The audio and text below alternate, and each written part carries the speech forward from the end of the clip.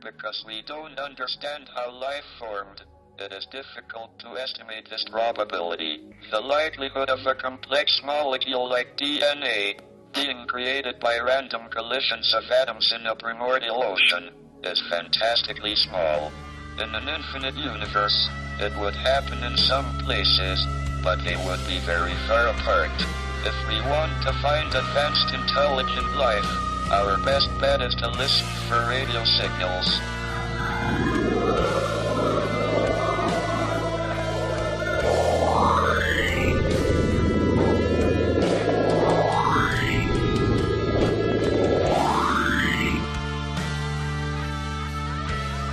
Look up to the stars and the forests that surround.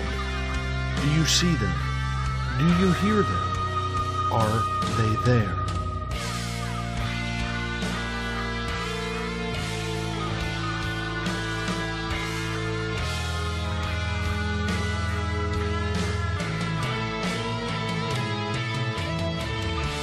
SpacedOutRadio.com presents S4 with Forest Moon Paranormal's Eric Cooper and friends. Also, take the time to join the Forest Moon Paranormal Facebook group. I knew I should have made a left turn at Albuquerque.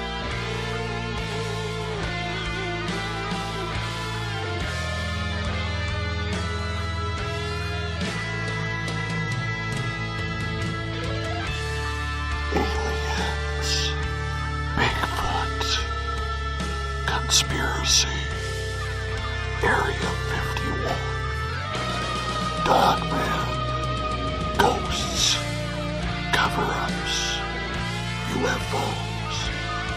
The hidden will reveal itself.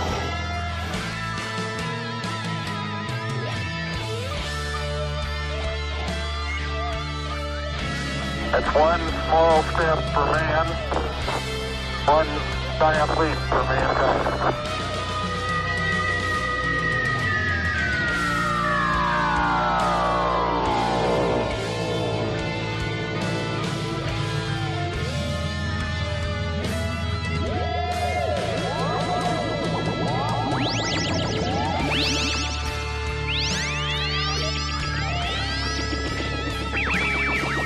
Buckle up, space travelers. It's time to go live on S4 with Eric Cooper.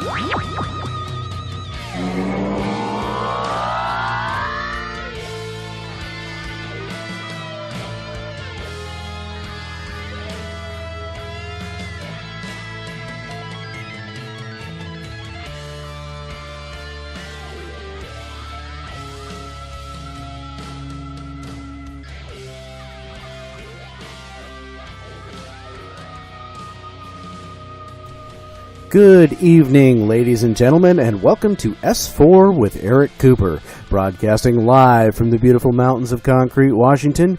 Tonight we are having our monthly roundtable, where we're going to discuss everything paranormal and conspiracy under the sun and moon. Tonight on our panel we have Eric Markham, our Forest Moon Paranormal Scientist, Brent Dodge, one of our new Forest Moon Paranormal members, Melissa Williams of WASP Paranormal, myself, Corey Reese, and your host, Forest Moon Paranormal Zone, Mr. Eric Cooper.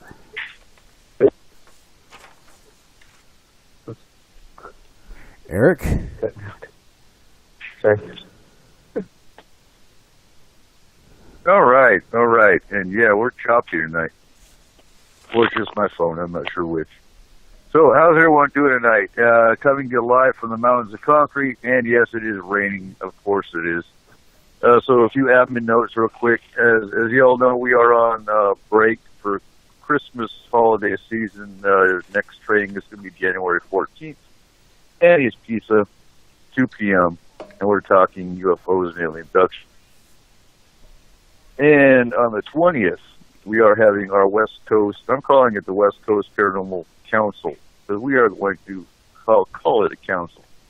And it consists of Forest Moon Paranormal. It consists of WASP Paranormal with Melissa. It consists of Spirit Ropers with Jason. It consists of the Canadian Ghost Crew with Mike.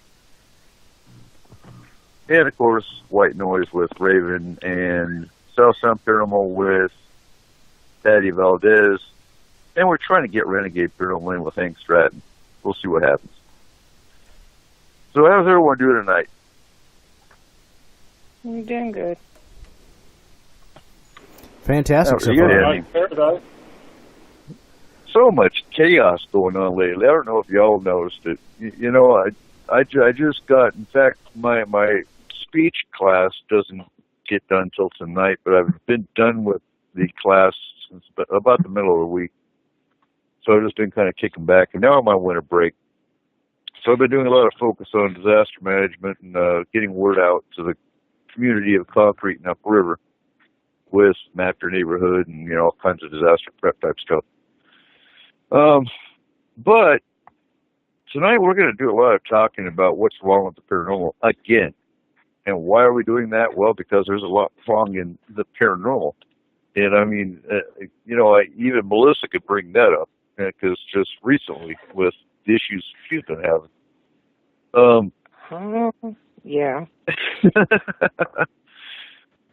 But, so, like Corey said, we are going to change it up just a little bit. We are going to have our questions as normal, but we're also going to be discussing topics. The first topic I want to bring up is, what is pareidolia and why in the heck? We were all complaining about everything's a demon, everything's not a demon, yada, yada, yada. And now it seems like everybody and their brother, including some groups that have only been around for a couple of years, are saying, oh, no, that picture's fake. It's pareidolia. It's just, what is pareidolia? Pareidolia, for those that don't know, because I've been asked that a few times in the last 24 hours, yeah, the irritation level is gone. It's gone beyond irritation. But so pareidolia, for those that don't know, is a psychiatric condition. There's a condition of the human mind where you look at a picture and you see patterns. So what people see as paranormal in a picture, the pareidolia advocates will sit there and say, it's fake, there's nothing there, it's really just all in your mind. It's called pareidolia, or photomatrixing. That's the other one. Let me explain something for those that don't get it, and there's a lot of them that don't get it. When a picture or a video is posted in Forest Moon Paranormal, I can almost 99% guarantee that picture or video has been in other paranormal groups all over the place before it came to Forest Moon Paranormal. We don't really give a darn about a picture or an EVP. We are an emergency response team. That's what we do, with about 5 cases a day.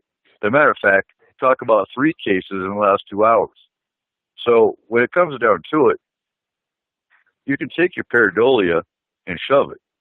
Because, honestly, what we deal with is not pareidolia. I'm trying to be polite here. The polite's about to go out the window.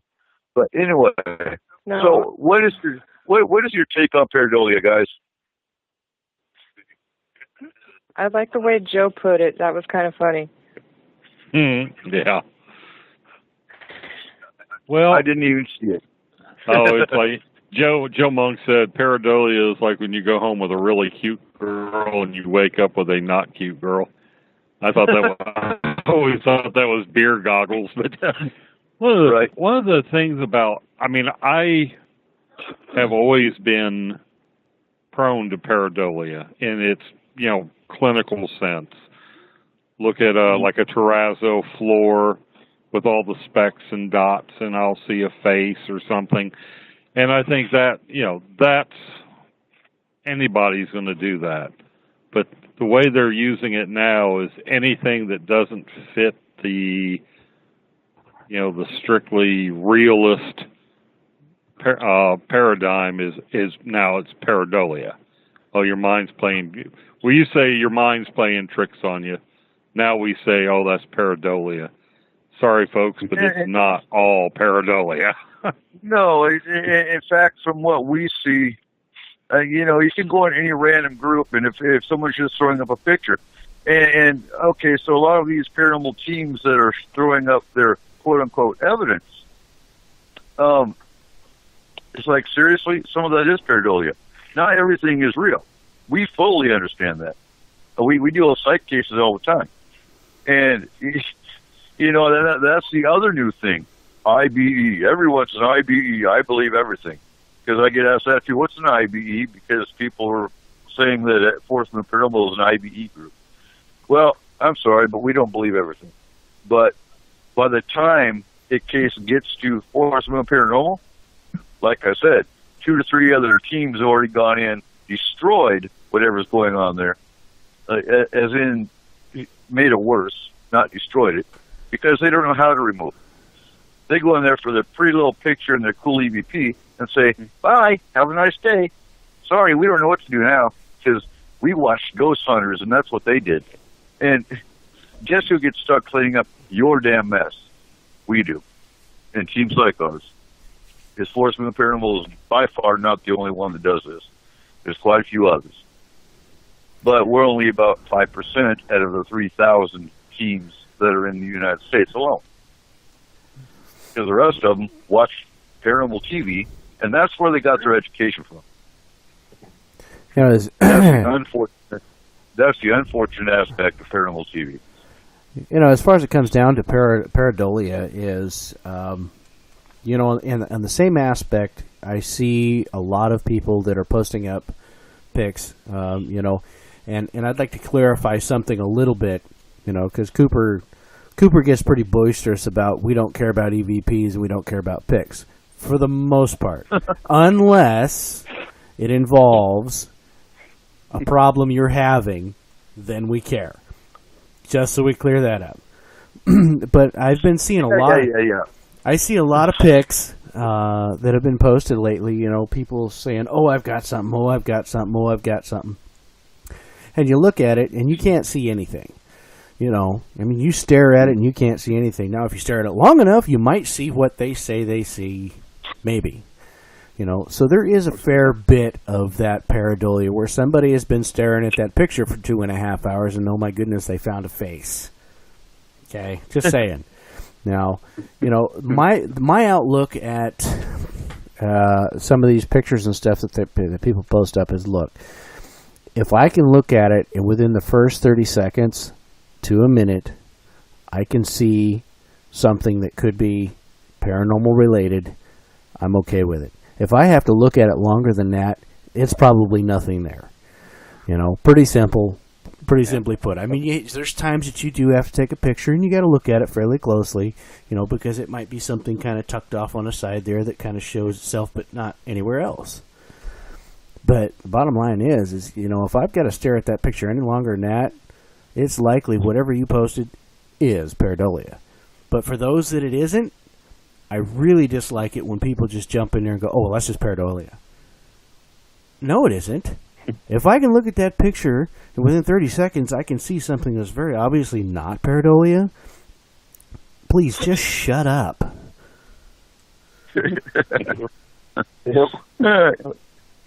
like I said, two of the individuals left on their own. I had to kick 3 out just today because we don't deal with rude or snarky comments in our group because, again, the people that come to our group that ask for help have already gone to other groups or teams and asked for help, either got ignored or got told to go see the priest. Well, that's another thing. The priest doesn't always work. Sometimes, indeed, a priest does work. But we've had, I don't know, I can't even give you how many cases we've had where they've had a priest come in, they've had a shaman come in, they've had, multiple teams come in, and they couldn't clear it. So that's where I stand on that. Melissa, what's your take on it?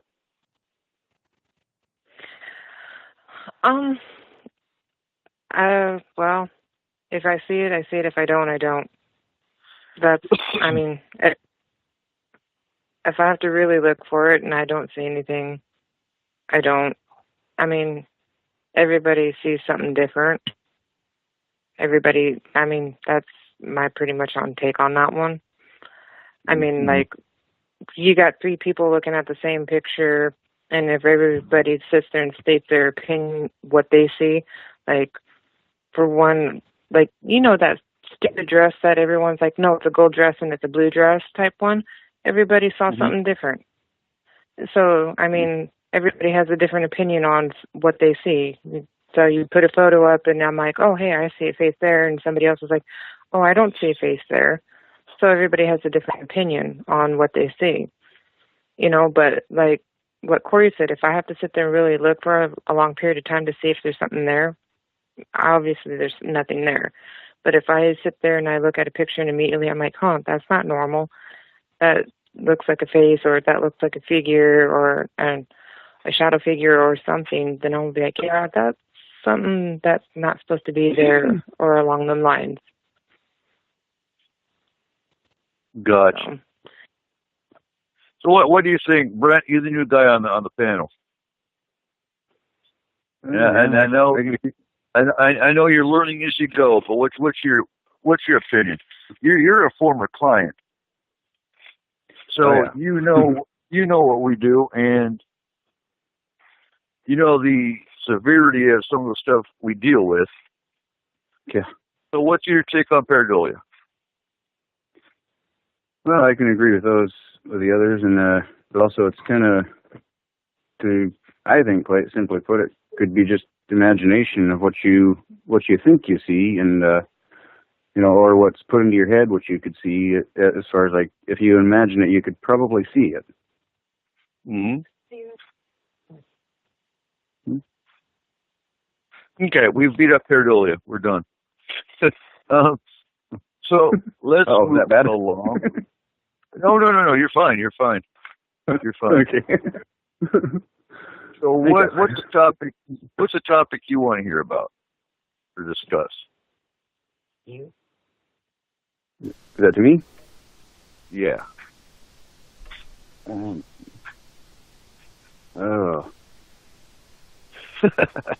Put you on the spot. Well, I don't know. Hey, you're How you're about talking crazy about people in the paranormal? Say again? Crazy people in the paranormal. Oh, that's good one. another What topic. Yeah, there we go. That's actually another topic is psych cases. So how do I we was talking deal about with team. psych? I was talking about team members. Go ahead and you go ahead and take the feel on that one. So, as for some of you know, I am no longer in WC Paranormal. That was a lot came down to what happened this past weekend.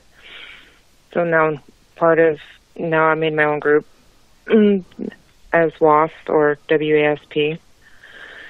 Well, a lot came down to drugs and fake possession, which was quite interesting. So, it was quite interesting. Hey, you're talking about a former team member, correct? Yes, I am. It was not fun. Let's just put it that way. And I was actually embarrassed for myself because I was like, I knew something was going to happen. I knew it too. And she was pushing the fact to have the investigation at her house. And I was like, yeah, this is not going to be good. So, you know, it's almost it's almost getting down to a point where we almost, you know, if we're going to do teams, put teams together and stuff, we almost have to do a urine test on people anymore. It seems like, you know, I mean, really, I mean. Because one of the biggest things we've discussed a million times is that, you know, anytime that you're going to do an investigation, be anywhere near an investigation, you know, you've got to be straight-minded. You've got to be clean. You cannot be under the influence of something because of several reasons. One, that it leaves you open to whatever attachment may actually get you if there's something there. And two, it's just if you're going to somebody's house or somebody's business, it's completely unprofessional to be under the influence of anything. You know, and for somebody who is, if you're a person who is a sensitive, if you're under the influence of something, it's going to throw your abilities far off. you're not going to be anywhere near being able to be even productive in an investigation.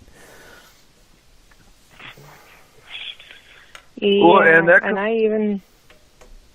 even had the suspicion, like a couple months ago, that she was under the whole drug thing too, and I even confronted her, but she was like, no, I'm just really tired. And I was like, oh, okay.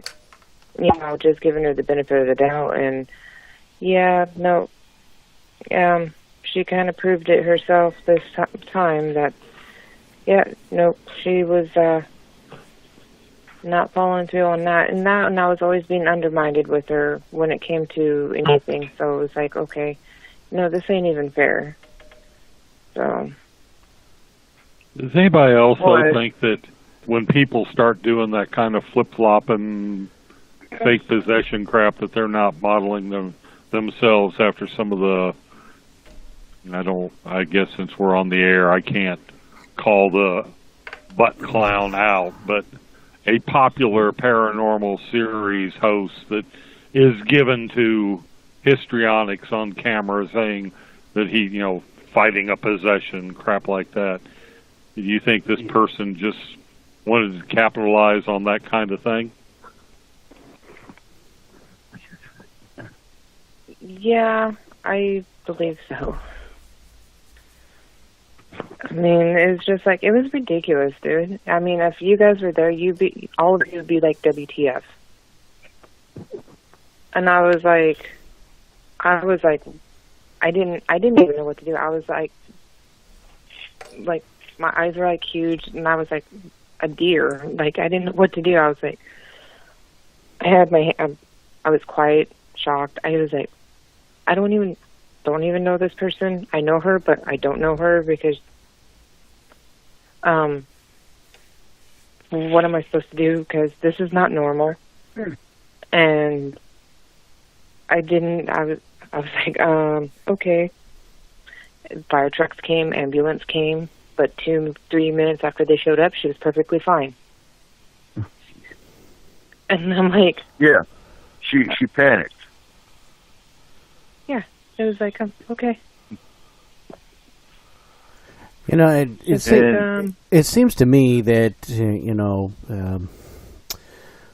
for me personally, my opinion, I want to make sure that everyone is clear to that this is my opinion.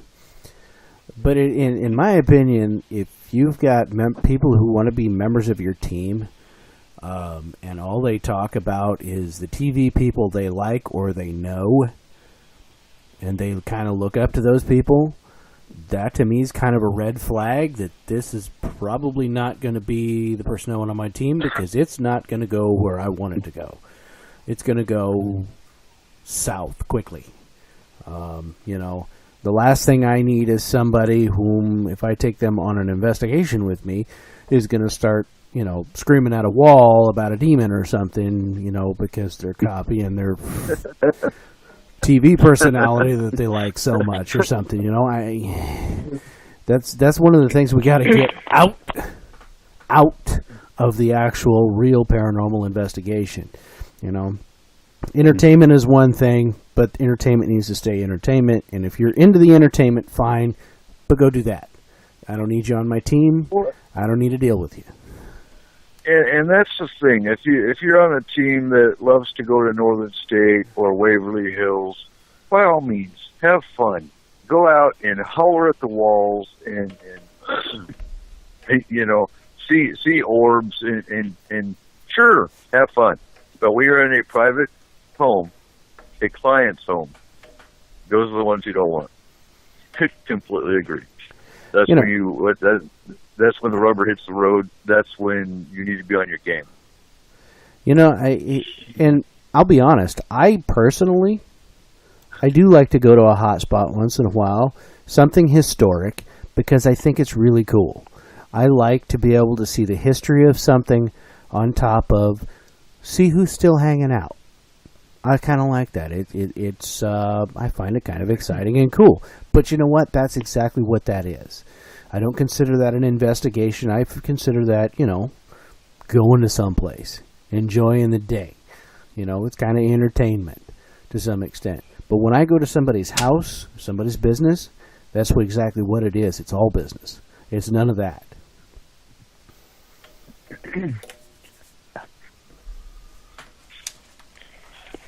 Totally agree. So, yeah, a lot has been lifted off my shoulders, and I don't feel like I have to carry everything, so I'm starting all over. So just to throw the plug out there, though, if you want to be on a paranormal team and you live in the Whatcom County area, contact Melissa so she can screen you and maybe even do a drug test. Recommended. Yeah, I can. Yeah, totally against them kind of drugs. Sorry, I won't even take them after I have surgery. Sorry.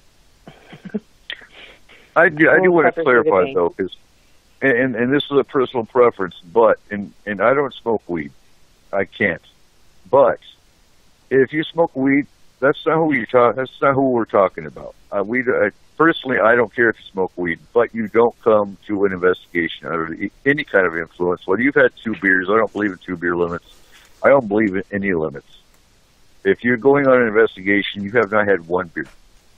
Because it only takes 1 beer to open you up enough to be a risk to the team and the client. That's my opinion. 1 joint. So when it comes down to it, if you have drank NyQuil because you have a cold, you don't need to go on the investigation. Because anything that's going to open you up to be the point of a risk to the safety of our team and our client, you're not coming. If I smell alcohol, if I smell weed, you're not even getting out of the car. You probably won't even leave your residence. Because if you show up, you're going home. Or you'll be escorted home. I want to address something that Joe said here. He posted up. At first, he said it as a question. Then he said, "Well, not really a question." But yeah, he says he was with somebody at one time that had a few beers and was convinced that he had a paranormal experience. He apparently saw a ghost. He says that he believed this person. He says that if they hadn't had some, they may not have seen it, and he's not sure exactly, if it's all that bad. And my answer to that, Joe, is this gentleman wasn't going to some place to do an investigation of what may be there. He happened to be intoxicated or something and may have seen a spirit of some sort. And there's a difference. Because when you're actually going somewhere to do an investigation of something, you don't know what's there. And the fact of the matter is that there's something negative there. Something that's a bit on the malicious side. Because the fact that you're even slightly inebriated, your defenses are down. And now that thing hasn't a chance to get at you however it may do it, whether it's attach or attack, whatever it may do. If it happens to be a negative, you leave yourself open to that. And that's the reason why we say when you're on an investigation, not where you're sitting at home with a few beers in you, but when you're on an investigation, you're clean, sober, and unaffected. Yeah. Mm-hmm. Completely agree. Yep. She also invited somebody that was drinking, too, after I said no multiple times. And I was like, oh, Lord. It was just one thing after another that night. It was horrible. That was the worst experience ever for me. Here's another issue I don't get.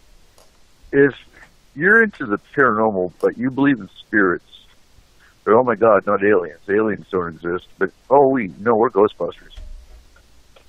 But we don't believe in aliens. Aliens can't exist. And they go in there and they start slandering. They're not slandering is the right word. They start talking crap in a paranormal group that actually deals with aliens. What the hell? I do find that rather strange. I mean, the fact that you're open-minded enough to believe that there's spirits and ghosts there, but you don't believe that there could be a Sasquatch, or you don't believe that there could be an alien. In case you haven't checked, and that goes with all of the alien groups and the Sasquatch groups too, who don't believe in the other. in case you haven't checked, folks, you're all in the fringe. You're in the fringe groups. You might want to rethink it just a little bit, because if you're open-minded enough to say that there's other things are there, you should think that probably there's all of them there. Or don't. One of the two. You know, I mean, because it just seems odd to me. I mean, you know, I've heard it said, well, you know, you can't show me any evidence or proof of that.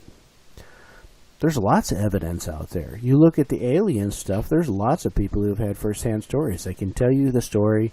There's some of them that can show you pictures. There's evidence there. Sasquatch, there's evidence there. There's no evidence that the government will tell you they recognize, and that's the thing that people keep looking for. You're not going to get it. You have to do the research. You have to find the evidence that other people have found and examine it for yourself to a certain extent. You know, you can't just say, well, it's not there because I don't see any evidence in it and I don't believe in it, so thus far. Well, that's not exactly how it works. You got to kind of look for that. You know, if you believe in one of those things, now I'm not saying that you have to have a group that does all those things. Hey, if you specialize in just spirits and ghosts, great, perfect, that's great. But you can't just say, oh, well, those others don't exist and I don't believe in them. Well, do some research. Right. Do some real research and see what you find. And don't just think of, you know, whatever the government can tell you, because I tell you what, they're not going to tell you that the ghost exists either. You know, just my thoughts. Don't look on Wikipedia either. Wikipedia is not a source. But no. Joe Pointsticks Monk has a question. Have any of you ever had a plethora of drinks before or during a broadcast? Honestly, no, I have not. I don't drink. I can't drink. I'm on PTSD medication, so I can't drink. So, no, I have not had a plethora of drinks. Does Pepsi count? Well, I don't take coffee. I drink coffee. I smoke cigarettes. Those are my vices. Yeah, that's what I do. How about you, Corey? Have you ever had a drink? Pepsi. I know. Preacher has said he drank a bottle of scotch before a show with a roof. I've had Pepsi and Mountain Dew to keep my ass awake at midnight to 2 a.m. Right. And Markham? Oh, I was a third hour guest for Joe Roop, and then we were talking after the show, and when the show was over, well, when I hung up the phone, I looked, and this full bottle of scotch was down to like one mouthful. So, and I think I've gotten a little tipsy during S4. You know, have a cheap 12-pack at my feet down in the studio and sucked a few down, but oh no, not usually when I'm on the air. Not usually if I'm going to be on the air. No, I stick to ice water. I can honestly say we've had guests that were drunk when they were on the air, but you couldn't really tell. Well, so I think some could tell. But Christina George came on S4 drunk. I think that was a New Year's show. Yeah, I think I remember that one. New Year's, you can birthday show. Well, I remember Dave Scott's first birthday show. Oh my God. I think the Fireball Demon got him. Oh God, yeah. That was a fun one. That was a fun one. That was. But no, as far as I know myself, I can honestly say I've never had a drink on the show. Coffee, yeah. Alcohol, no. I've been on shows with drunks, yes. Dave Scott. We had Christina George drinking on the show. What about you, Melissa? Have you ever drank on the air? No, I can't drink. Okay. I did all my drinking when I was younger. Exactly. That's how. Yeah, I was drinking like a fish in Germany. But yeah, that was Germany. You can't not be a drunk in Germany. I still drink. I just don't do it on the air or on an investigation. I like my scotch, just not during those two times. Right. So, what topic did you want to bring up, Markham? Oh, everybody. Well, I've been hearing a lot of chatter about the so-called UFO disclosure film, and I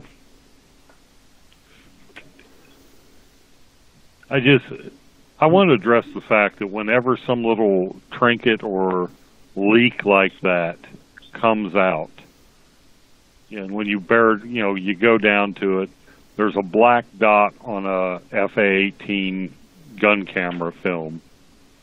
Okay. Yeah, I mean, it's almost like they trot this crap out. I mean, the mainstream media, they trot this crap out every time that there's a lull in ratings, or there's no real news that they want to actually get their, hands dirty with. They trot something like that out. And it's like throwing breadcrumbs in a goldfish pond. My God, the mouths that come up to the surface to swallow that. Yeah, it's ridiculous. And I don't know, is anybody else in this fringe community or the paranormal community getting sick of being treated like goldfish?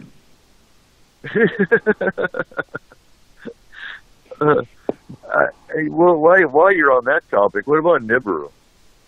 You know what? I got called. Yeah. Yesterday, I got called. Was it yesterday, or the day before, on Enforcement Film? I got called a government troll because I said Planet X and Nibiru. Like, really? But it's like there's an individual that insists up and down that he's got video proof that there are rogue planets that are going to hit the Earth. Now, you're a scientist. Have you seen any kind of proof that we have rogue planets that are going to hit the Earth? No, I have not. But then, astronomy. Astronomy is not. It's an interest, but I'm not by no means a pro. I'm just an enthusiast. But you do the news wire. Yeah, so you would have seen some news by now. I would.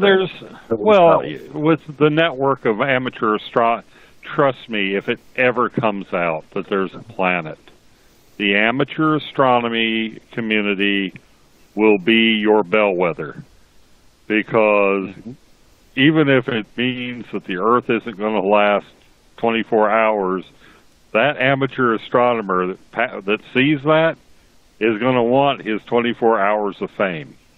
I'm linked in with amateur astronomers from here to places you wouldn't even think they knew what a telescope was.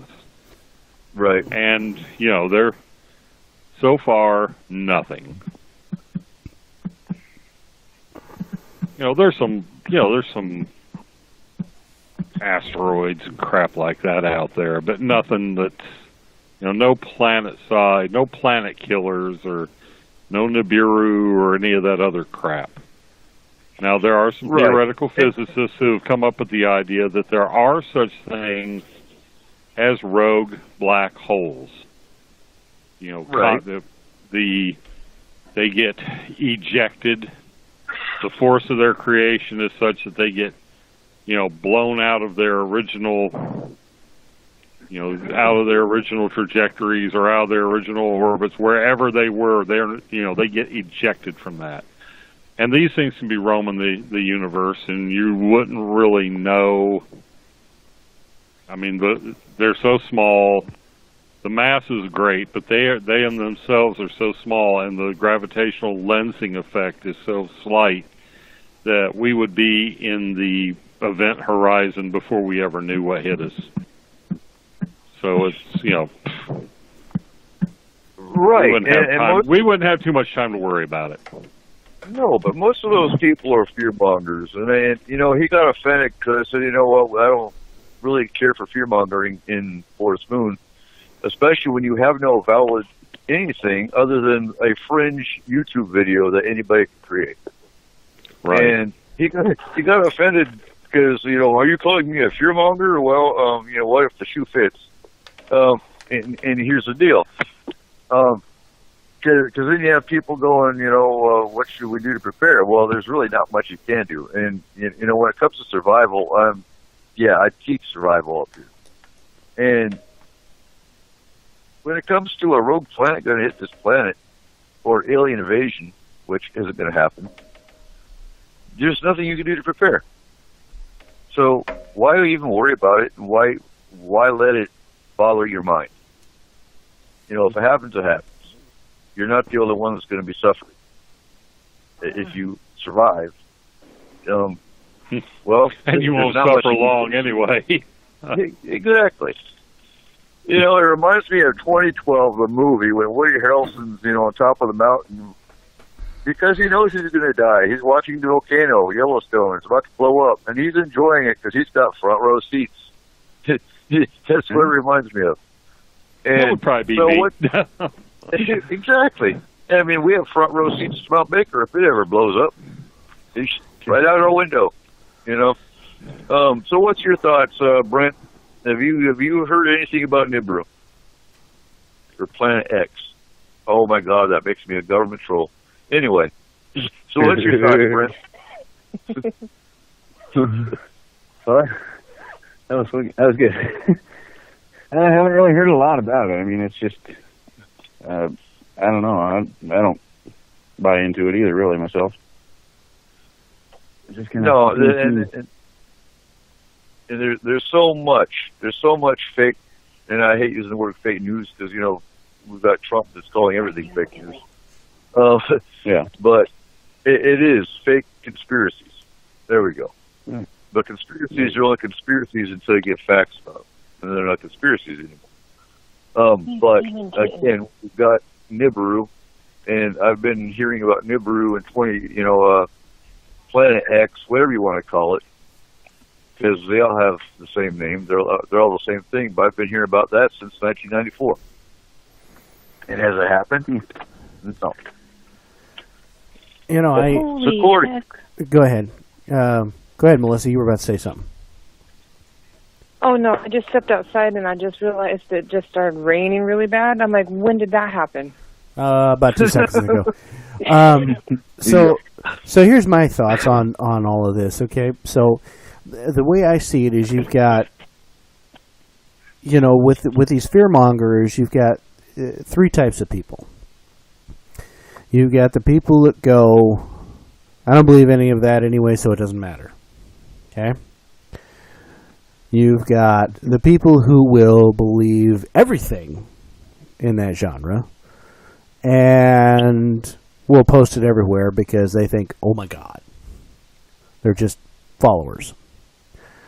And then you have those that are like us who look at it in a logical way and go, okay, well, some of that stuff over there is true, but the stuff that you're putting out there is fear-mongering, is a bunch of crap. Just shut up.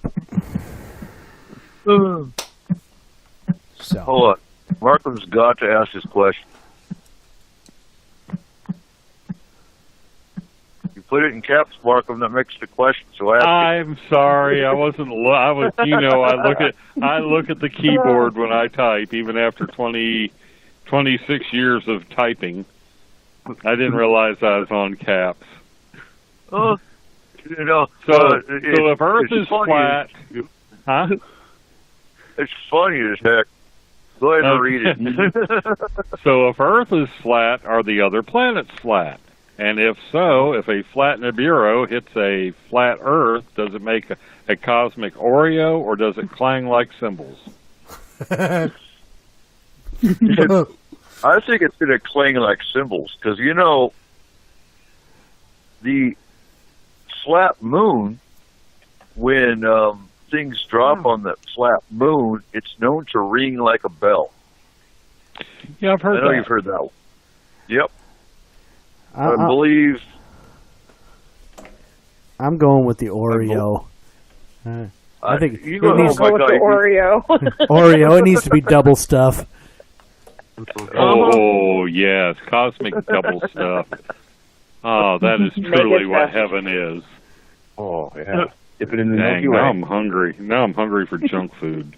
Damn it. And it's my own fault. Dip it into the Milky Way, huh? Oh, oh, you went there. You went there. Oh.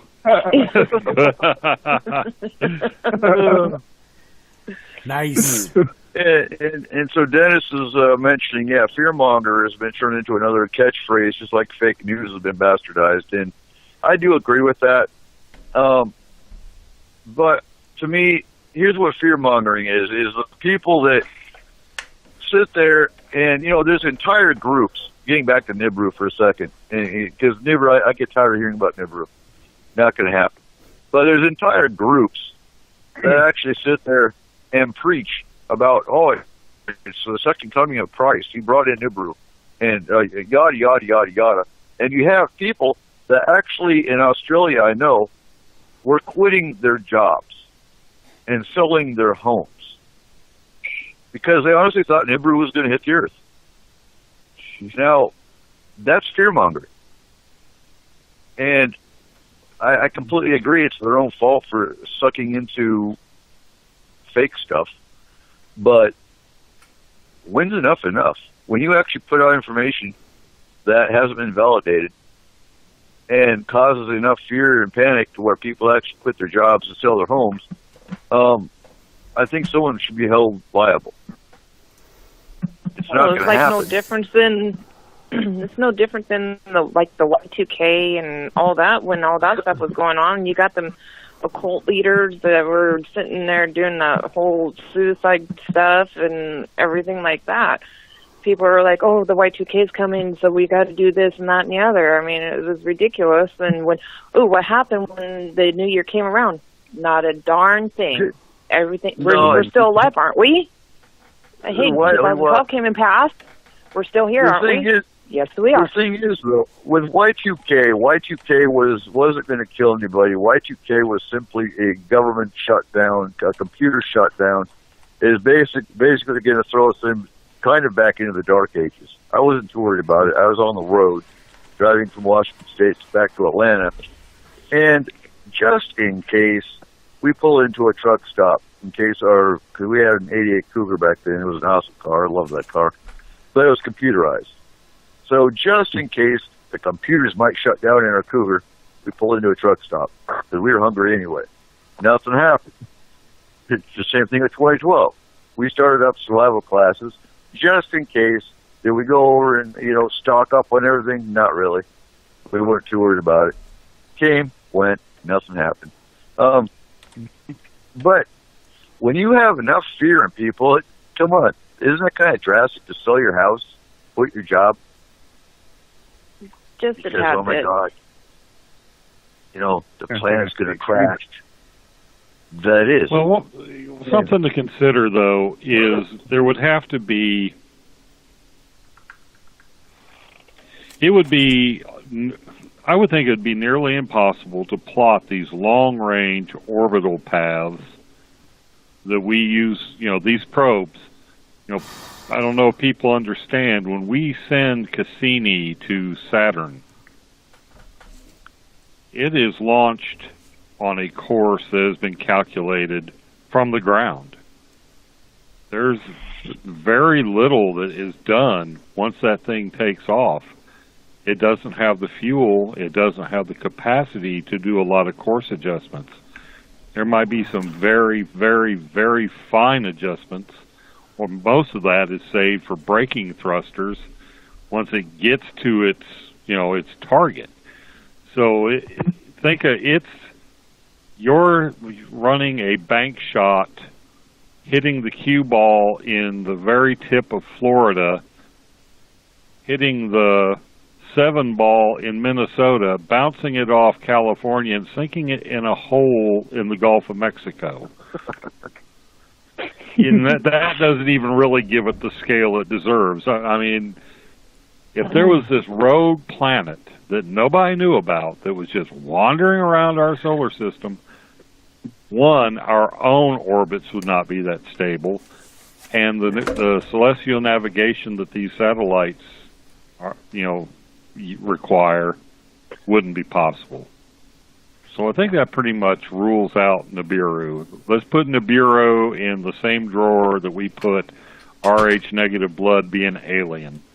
It's done and done. That's your pet peeve, I know. Well, I have Rh negative blood, and if that entitles me to some kind of reptilian privilege, I want my friggin' card in the mail from the head reptilian now. Because I ain't got it. Yeah, and so I'm in all these different groups and whatnot, and some of them are psychic connected. And it's irritating when you see all these. I'm psychic. It must be because I'm Rh negative. I'm sorry, but I know a lot of psychics and mediums that have positive blood types. And Rh negative is not a blood type. It's a lack of protein in the blood. That's all it is. It's not. And I get tired of correcting people. It's not a blood type. It's a lack of a protein. That's all it is. It doesn't make you alien. Doesn't make you psychic. It's scientifically a lack of protein in the blood. That's all it is. And I mean, we did a whole show on it. I guess a year and a half ago now, huh, Mark? Yeah, I think that's back when it was S4 with E squared. Well, I remember I bought a fairly decent copy of the American Association of Blood Bank manuals, and you saw the extensive information on what the RH factor is. And why RH is so important is because if a mother is RH negative and the fetus is RH positive, and they're, for the most part, you're good unless you're in a wreck or there's a fetal maternal hemorrhage. RH factor is very antigenic, and it will create antibodies that can cross the placenta, and it will kill the baby. So we administer a thing called ROGAM that attaches to those antibodies and makes them too big to cross the placenta. But, that whole thing about it's an added protein or it's an added piece of genetics. No, it's a recessive trait. It probably, if it weren't for inbreeding, would have died out in the human population. It basically, you got an isolated population somewhere that didn't have a whole lot of choice of where they went for a wife, and that's where you get this RH. Because in order to get it, you have to get both recessive genes from the parent and both recessive genes or from the mother and the father. So it's not added anything. It's a gene that doesn't get expressed, and then that factor is not on the outer membranes of the red blood cells. That's all it is. It has nothing to do with alien hybridization or any of that crap. It's a sign of inbreeding somewhere on the planet. There was a lot of inbreeding going on. That's it. Sorry, no elitism here. You know what the worst part about our this field that we work in here is that you can actually get into a conversation, involved in a conversation where they've been talking about this stuff. You can explain it to them and say, look, this comes from a scientist who actually believes in the paranormal. This comes from a scientist with a degree. And they'll tell you you're full of crap. Yeah. A scientist with a specialty in blood banking, yeah. But I don't know what I'm talking about. Exactly. I keep the blood, I administer, I cross-match blood products using that science, where if I make a mistake, I kill somebody. 22 years, it hasn't happened yet, so there's something to the science I've been taught. Exactly. Okay, we have exactly about 6 minutes before our first break. So three minutes. 3 minutes. Okay, 3 Corey, minutes. jump Go into on the here next too. Going once, going twice. And actually, Corey, jump into the next category. We'll carry it over. you know what? Let's. We've got 2 minutes to break, so why don't we just go ahead and discuss whatever. I'll bring in a topic as soon as we come back from break. Sounds good. Markham, science and the Yes, sir. paranormal. I get into this still with other teams that say, oh, yeah, I've got an EMF meter and I get cool pictures, and we're doing it for science. Why is that not for science? Because there's no controls, there's no... the whole, it's just waving technology around. I know I'm preaching to the choir here, but in order for it to be science, you have to have an identical model of that EMF. Actually, you'd have to have two. You'd have to have a known EMF source that you could predictably get a specific signal close to or above what you're hoping to get in the field. You would have to have the model that you're actually using in the field, and then you'd have to have another one isolated as a negative control that's getting no signal whatsoever. And in order to have anything even remotely scientific, you've got to have a positive control, you've got to have a negative control, and there's got to be some reproducibility there somewhere. I posit that if enough people were out in the field taking notes of what they were doing with a positive and a negative control, eventually we could say, under these circumstances, given A plus B, C, we would be able to put forth a sound scientific theory on what we were doing. But just going in there and randomly getting an EMF spike doesn't really mean anything. It's like my EVP.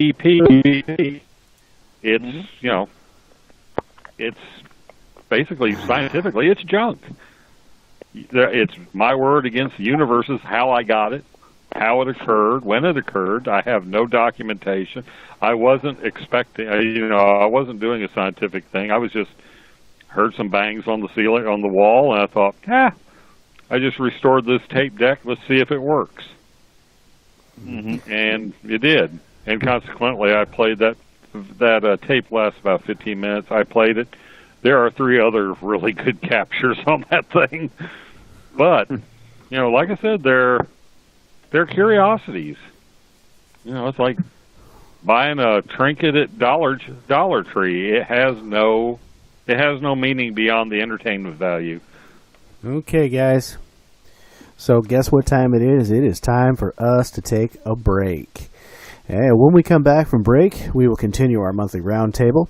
Tonight on our panel, we have Eric Markham, our FMPE scientist, Brent Dodge, one of our new Forest Moon Paranormal members, Melissa Williams of WASP Paranormal, myself, Corey Reese, and Eric Cooper of Forest Moon Paranormal. Join us every Saturday night at midnight Pacific Standard Time. You can find us on Spreaker.com, SpacedOutRadio.com, and TheFringe.fm. And now, for you local listeners, you can catch our show Wednesdays on KSVU 90.1 on your FM dial from 10 a.m. to noon. Check out Spaced Out Radio with Dave Scott 5 nights a week at 9 p.m. Pacific Standard Time, and Spaced Out Weekend with Joe Roop and on Saturdays, and Elizabeth Anglin and Cosmic Passport on Sundays, 9 p.m. Pacific Standard Time. Also, check out TheFringe.fm with shows like Lighting the Void with Joe Roop and a plethora of other good shows. Ladies and gentlemen, we'll be right back. Hi there, this is Dave Scott from Spaced Out Radio, and I want you to come on a nightly journey. Starting at 9 p.m. Pacific, midnight Eastern, every Monday through Friday, you can come hang out with me and the other space travelers. We have it all from Carl the Alien bouncing on by to those misfit gnomes causing havoc. It's 3 hours of fun and entertainment on those topics the mainstream really doesn't want to touch. Come get all paranormal with us at spacedoutradio.com, and together, my friends, along with our resident guitar god Bumblefoot, we own the night. Become more intimate and interactive with Spaced Out Radio. Join our Space Travelers Club with your new membership. For $5 a month, we'll provide you with special access to the website, monthly prize draws from books to psychic readings, along with monthly newsletter, private interviews, and more. Sign up today to be part of Spaced Out Radio's experience. Looking for a place to advertise at a very reasonable cost? Look no further than Spaced Out Radio. SpacedOutRadio.com has an advertising tab that you can click to check out our daily, weekly, and monthly packages to play on the radio, or our website including social media. From commercial spots to banners, we have it all. Check out our competitive pricing today. This is Eric Markham, news editor for the Spaced Out Radio's The Encounter Online. We have put together a great team of writers and journalists from all over the world to bring you top-quality paranormal stories, from alien encounters to the latest conspiracies. You won't find any of that fake news here. True stories and top-notch reporting as we look to bring these experiences to the mainstream. The Encounter Online, only at spacedoutradio.com. Do you want to know the truth? Do UFOs exist? Are aliens real? Are the governments hiding the biggest secret in history? We're UFO seekers, and we're on a hunt for the truth. Subscribe to our YouTube channel and follow along with us as we journey across the United States, visiting UFO hotspots and alien hotspots, trying to document the UFO phenomenon. Catch us on Spaced Out Radio every third Monday of the month as we discuss Area 51, UFOs, and more. And also, don't forget to subscribe to us on YouTube. Have you had an experience you can't explain? Would you like someone you can trust to look into it? We have just the place. The SOR Sightlines Report is the place for you to find answers. Whether it's Bigfoot, UFOs, Dogman, ghosts, aliens, or anything strange, the Sightlines Report will get you connected with one of our expert researchers to find out what's going on. All of your personal information is kept 100% confidential. The SOR Sightlines Report, a place for you to find the answers you need. Only at spacedoutradio.com. Welcome to Spaced Out Saturdays with me, Dave Cruz from Beyond the Strange. Our weekly feature on spacedoutradio.com will take you around the world discussing everything from the paranormal to the latest conspiracies from the top guests in their fields. We won't leave any story uncovered. Spaced Out Saturdays at spacedoutradio.com starting 9 p.m. Pacific, midnight Eastern. You hear footsteps in the empty room above you. A rocking chair begins rocking by itself. Don't be afraid of the things that go bump in the night. Reach for Spirit Storybox, the iPhone app the Huffington Post UK called the only ghost hunting app you will ever need. Spirit Storybox. The spirits are telling their stories. Are you listening? It's Cosmic Sundays with me, Elizabeth Anglin, in Cosmic Passport. Let me take you down a 3-hour spiritual journey where we will get into everything from ET contact to Psychic Sundays. It's a journey of listening and learning together with some of the best professionals in their fields. You can tune in to Cosmic Passport at spacedoutradio.com every Sunday, starting at 9 p.m. Pacific, midnight Eastern.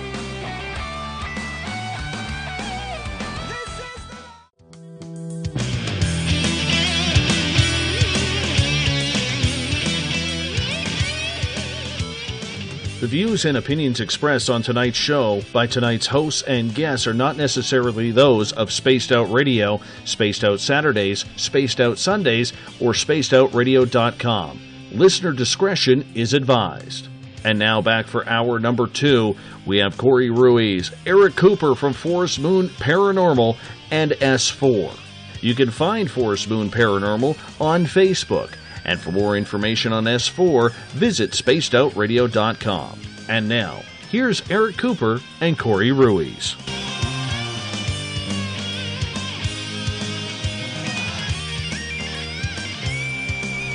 All right, welcome back, everyone. For those of you just joining us tonight, we are having our monthly roundtable where we're discussing everything under the sun and moon here. On our panel tonight, we have Eric Markham, Brent Dodge, Melissa Williams, and our late joiner, Mr. Joseph Roop. Everybody, hello. Welcome and welcome back. And Joseph is having fun at levitating crystals. You want to tell us about that, Joe?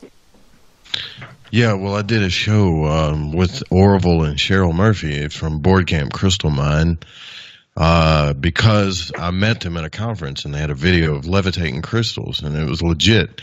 And then they had orbs, videos of orbs, and now they got Sasquatch stuff out here, and they run an expedition unknown, and they spotted a UFO there. There's just all kinds of wild stuff, happening out here, and they invited me out here, told me I could come anytime, so I came down this weekend, and I've been hunting some Sasquatch, and I don't really know what I'm doing.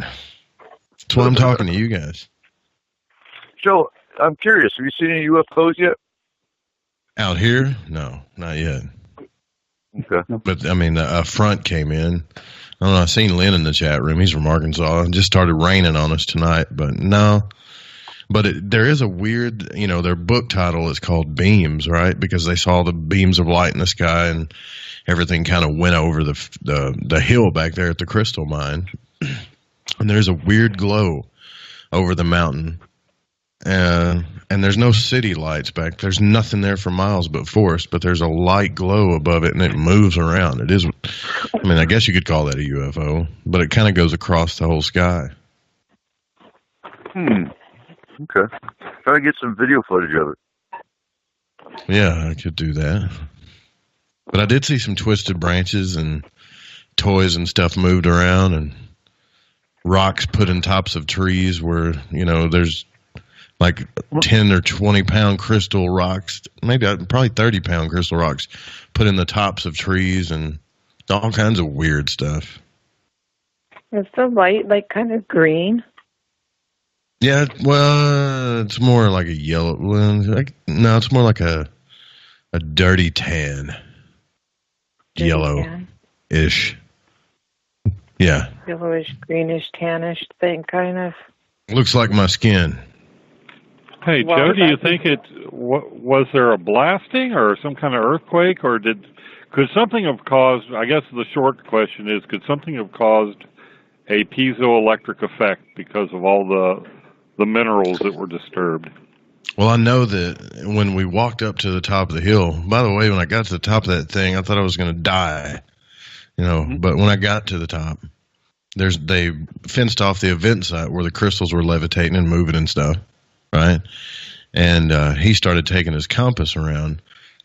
All of the fence posts were magnetized, by the way, but he would take his compass around to each fence post, and the poles would shift on each fence post and at the bottom, and then they would switch on the other side. So there was no commonalities, nothing regular. It's just like the compass was going berserk.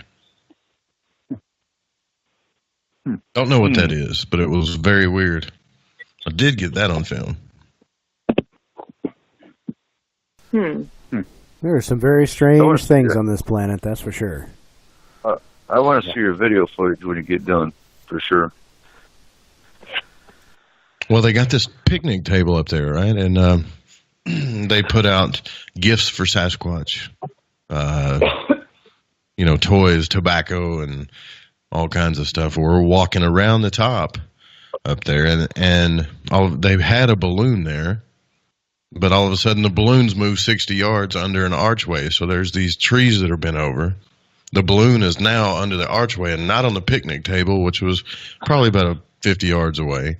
And it's got little toys on top of it under this archway, and branches broke all around it and stuff. Okay, you talk about the arch branches. Are any of them intertwined? Yeah, they're all twisted up. The reason I ask is, because Markham was on SOAR talking about crop circles the other night, and now we're talking about crop circles in general. And with valid crop circles, they're intertwined to where, and the stalks don't break. And that's how you can tell if a crop circle is valid or if it's, faked, like the two UK guys that were using boards to make crop circles. Well, they couldn't do 309. There's no way. But, that is pretty interesting you say that. But I will tell you this. Eric, there's a big stage down here. Like, he's had Diamond Rio and all kinds of concerts out here, and they actually sit on the stage and look out at the event site just about every night, and they see orbs and all kinds of stuff.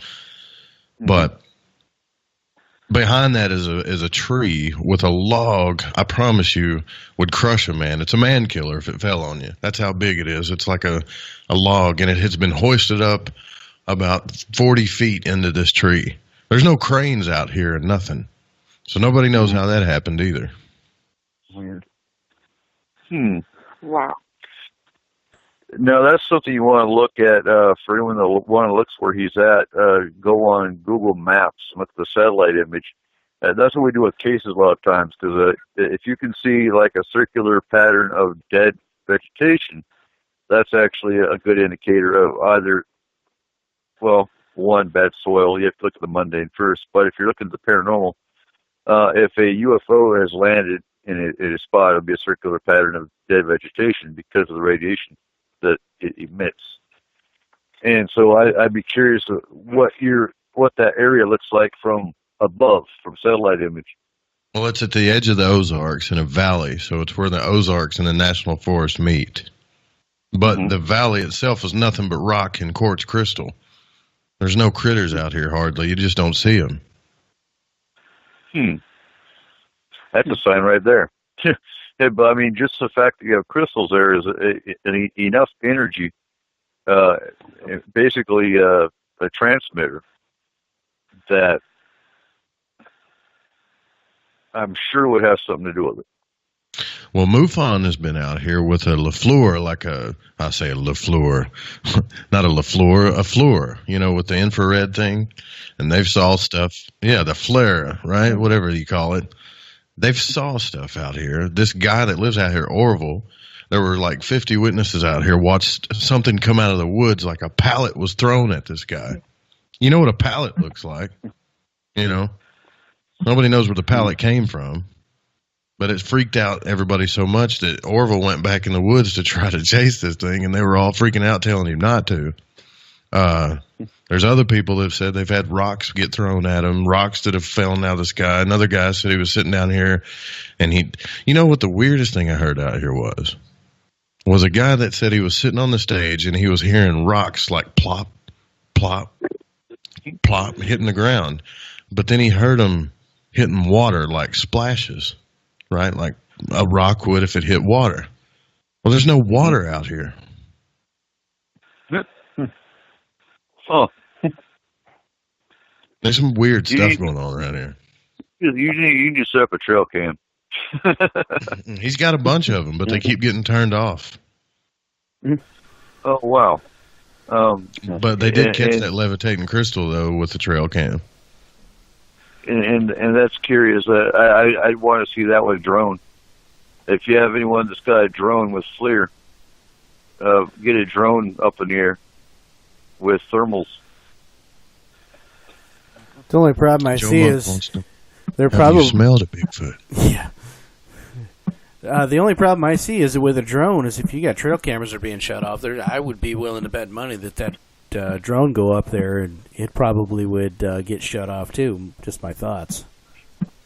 Well, maybe, but if you're talking something in the air versus something that's on the ground, for example, back in the 90s, people would set up cameras to catch abduction, and their cameras would be either turned around or shut off.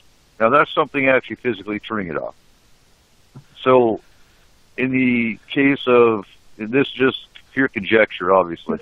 But in the case of Arkansas, is Bigfoot cloaked in turning them off? Possibly.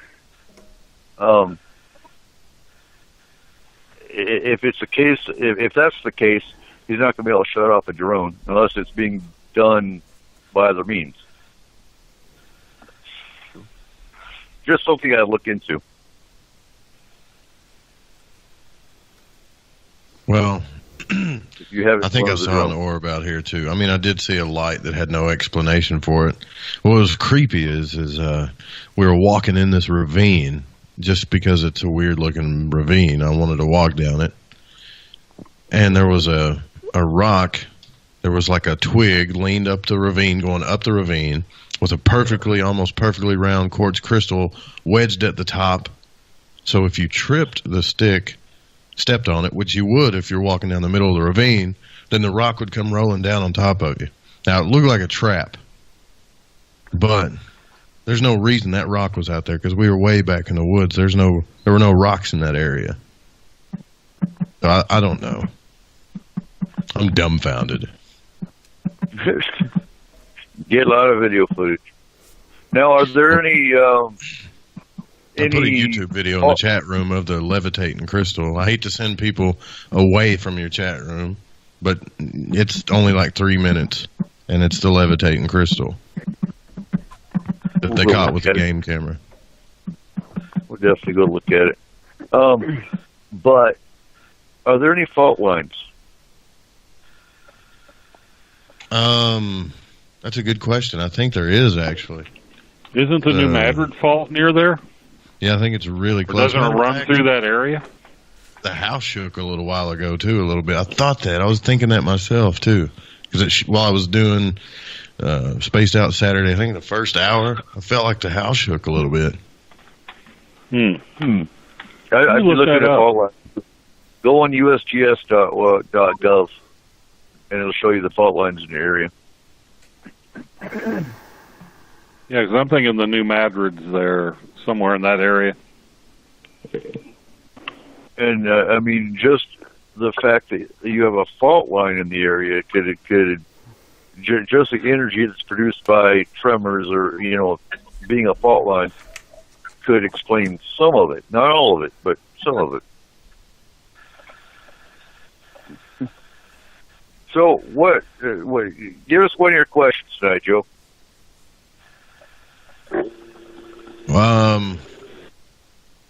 Should I come back? Oh, that's a question? Of course. You got something that hot, you got to go back. Well, you know what's crazy, too, is there's this Native American guy. Well, he's not really Native American, but he's into that stuff. And he did a ritual, like he made a circle out of crystals, and it was a perfect circle, too, man, with a cross in the middle of it. And then they made a pyramid vortex with a big, fat crystal underneath it. And I'm like, okay, it's another ritual. I've seen a million of these things. I'm going to go play somewhere, Well, right. I came back, and Orville's walking around it.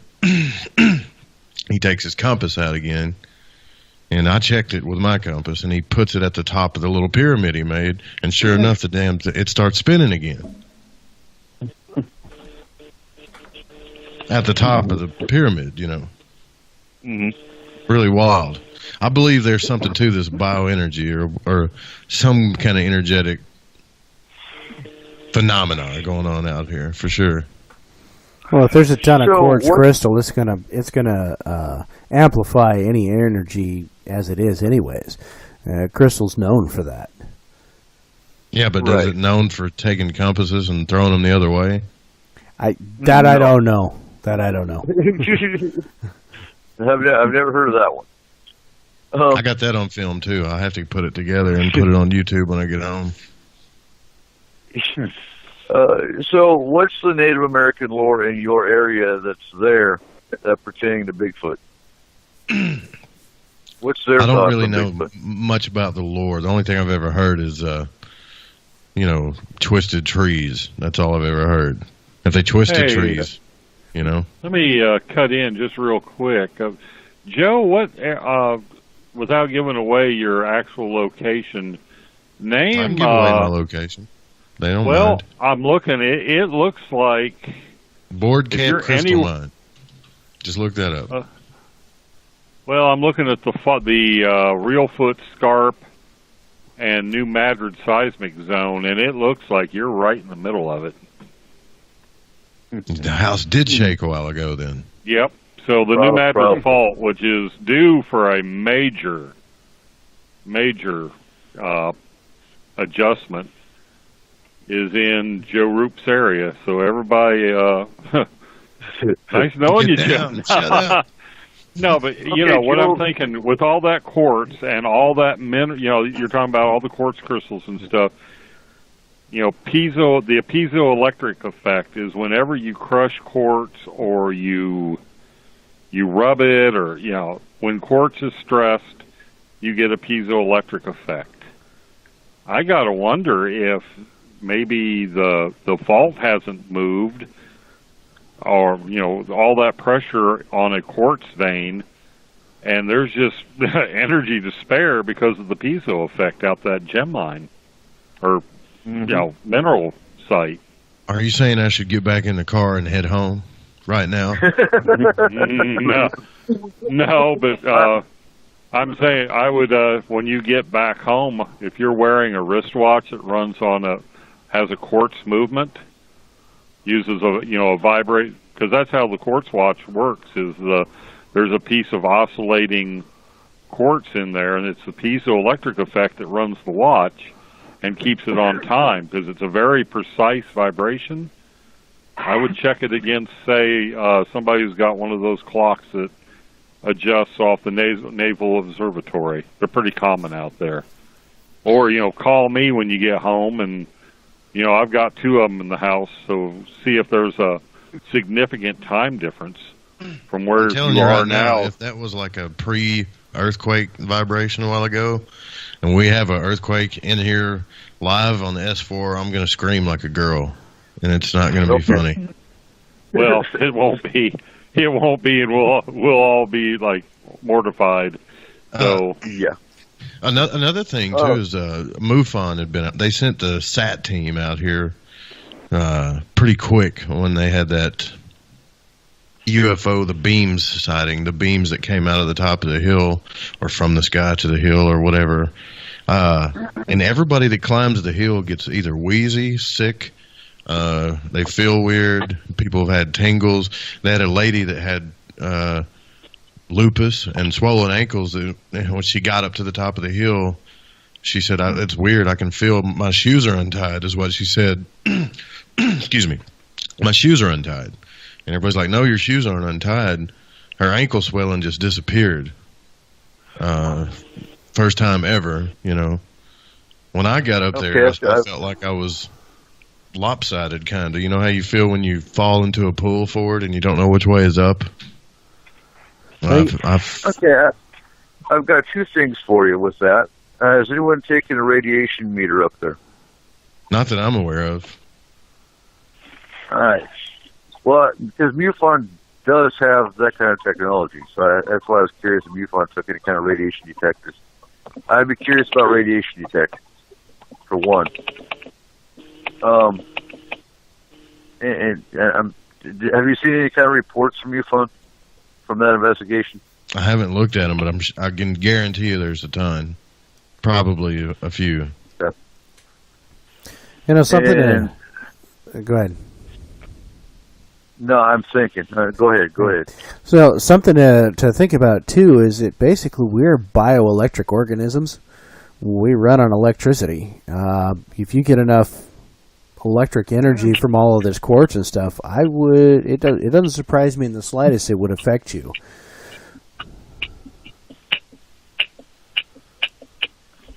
Well, that kind of goes back to that guy that was doing all the Orgone. Oh, how was that pronounced?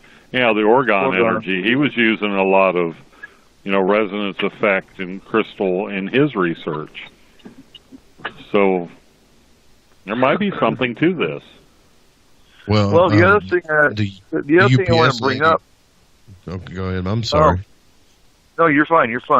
So is that hill part of the native? Are you on tribal land at all, or near tribal land? Yes, I'm near it. Actually, right beside it. Is that hill a part of that tribal land? Not anymore. It was, though. Could be. I don't know. I know that we're right on next to a reservation, though. I would be curious if you looked in tribal history what they did on that hill. You know as much as I do if they did any kind of rituals on that hill. The energy of those rituals, depending on what they did, could also affect the energy of people going up there. So those are the only 2 points I can bring up is the radiation meters and what kind of native rituals they might have done on the hill. Well, the road is about, the gravel road behind the mountain here is about, I would say, 40 foot wide. And the UPS lady that was delivering some equipment here, it's not really, it's from the major city, said that, as soon as she pulled in here, was freaking out telling Orville that something crossed the road and it took one step. In other words, it planted its foot in the middle of the road, and then that was it. That's all it needed to get to the other side. And she said it was moving fast. Bipedal? Bigfoot. Yeah. Well, I was thinking Bigfoot or alien, one of the two. That's humongous. I mean, if you look at this road, and it only had to hit the road once, if she's telling the truth, that thing had to be at least 20 foot tall. Not if it was running. Oh, that's a transformer. It's a transformer. It's Optimus Prime. Optimus Prime. Exactly. We just watched that last night, as a matter of fact. But yeah. So, God, I really wish I hadn't signed up for so much overtime. I'd be out there Monday night. Right? I'd have to check this out. I need somebody. Do you guys have anybody in my area that can come down from Forest Moon that's close to here that can come with me next time I come out here? Well, Butch Wachowski's not too far, is he? No, he's in Pennsylvania. I'm closer than he is. Yeah, Yeah, I can be in Arkansas in about, let's see, it took me 24 hours to get to New Mexico, so I'm thinking 12, 14 hours from driving straight through from where I'm at to get to Arkansas. Yeah. I'll put the word out, because I know I've got people in Arkansas, in Forest Moon, so I'll put the word out and see if I'll link them up with you. This is why I need to retire and just live in a motorhome, because I could be there tomorrow. Yeah, I could be there tomorrow. Here's what I'm saying, though. Something, it's either a human or a Sasquatch or an alien or something is moving stuff around up here. So it's either a really, really good hoaxer or there's something up here. I'm not leaning towards hoaxer at all. And Markham Trippin wants you to pick him up. Oh, yeah. You'd bring Trippin too. Let's see that. Dude, he's anybody that I trust. I mean, there's a guest house out here that's nice, and they treat us good. So it's not like we'd be camping hardcore. So Joe, we got Donna from the Forest Moon Astral team is an hour from Arkansas. So I'm pretty sure she'll be up going with you. Not astrally, but definitely. If we had technology, it'd be awesome. Because if we could get what's that? It's an X-ray machine that X-rays under the ground. I'd be curious what's inside that hill. Yeah, I'd like to see a LiDAR. Ground-penetrating radar. I'd like to see LiDAR, or the deep underground, and see what's up here. Yep. Yeah. Those one units aren't too awful. Not the LiDAR; they're god awful expensive. But the older technology that uses a blank shotgun shell for the pulse, and then records it back. They're getting almost reasonable. I mean, that's one of those things where a handful of people could chip in and actually buy one of those without anybody being super broke. But when you start getting into the really good crap, the LiDAR, you just about got to be a government to afford one of those, or a school to afford one of those. What about the ground penetrating radar? That's what I was saying, Corey. Those older ones that use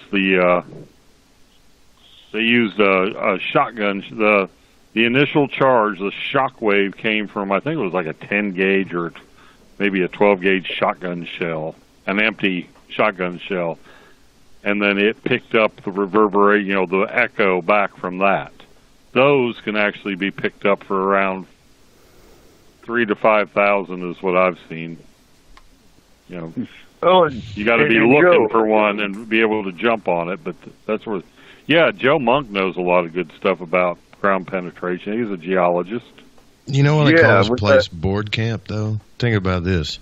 There used to be a lumber mill in Mena, and they would have to cut the lumber and ship it down the river to get it to Kansas.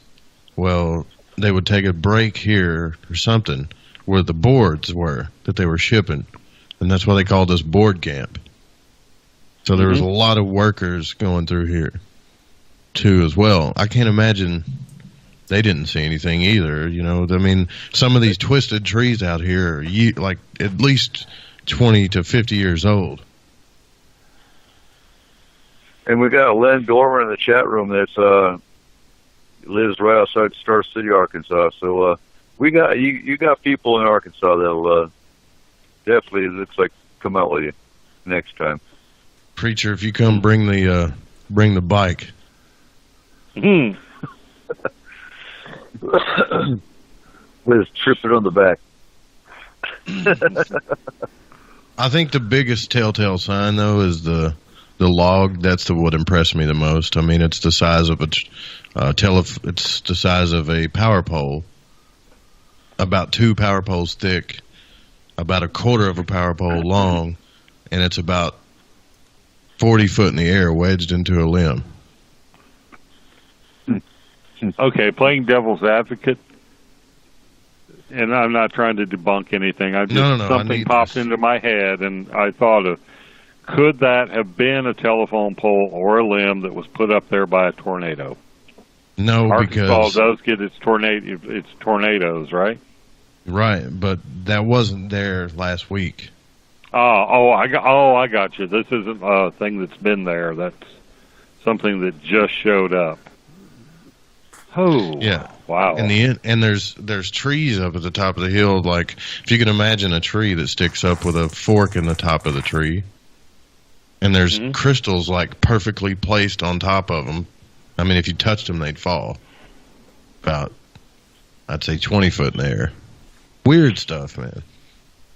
Yeah, what's your nearest basketball size rocks? What's your nearest town that you're close to right now? Mena. Okay. MENA.